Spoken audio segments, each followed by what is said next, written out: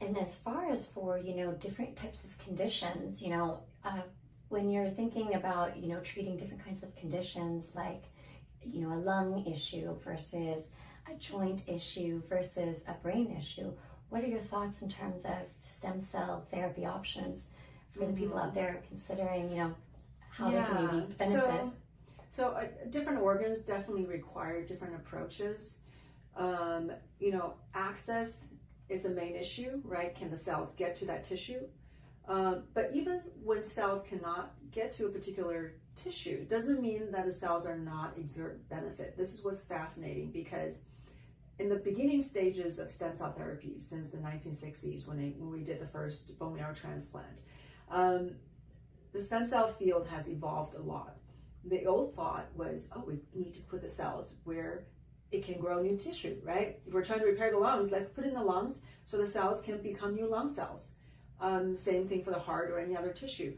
And then they realized with all these studies, they were giving people or animals certain stem cells, and then they saw recovery of damaged tissue. And then when they actually look at the damaged tissue to see how much of the repair of the new cells were from the stem cells, almost none.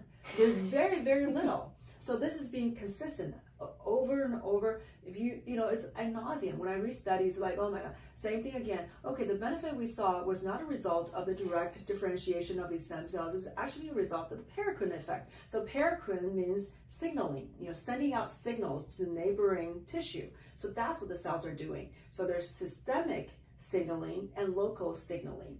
That the systemic signaling, it accounts for part of the reason why even if the cells do not get to a particular end organ, it can still exert benefit because it's interacting with your immune system.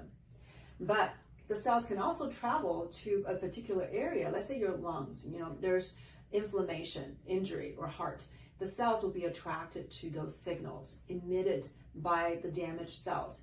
And then once the stem cells get to those areas, then they can send local signals. The local signals, one is telling the immune system, hey, we've got problems over here. Come bring your armies. Let's attack this problem right here. And then it's also going to send signals to the local stem cells. But let's say heart, their heart stem cell, muscle cell, their heart muscle cell, stem cells. So those are the end stage stem cells. The only thing they can differentiate it into is the organ tissue cells. And that's the only thing they can do. Whereas other stem cells can become many, right? Mesenchymal stem cells can become, bone cells, cartilage, fat. They've shown also can differentiate the nerve cells and, even liver cells. So they can differentiate in multiple directions. But when you have an end stage stem cell, that's all they can do is to go in one direction.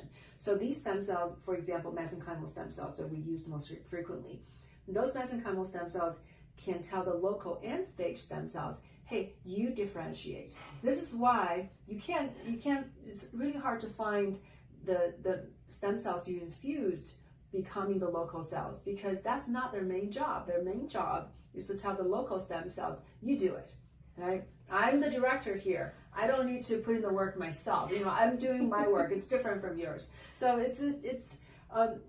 so knowing that, right, that there are these different signaling functions, then we can design, how are we going to do the treatment.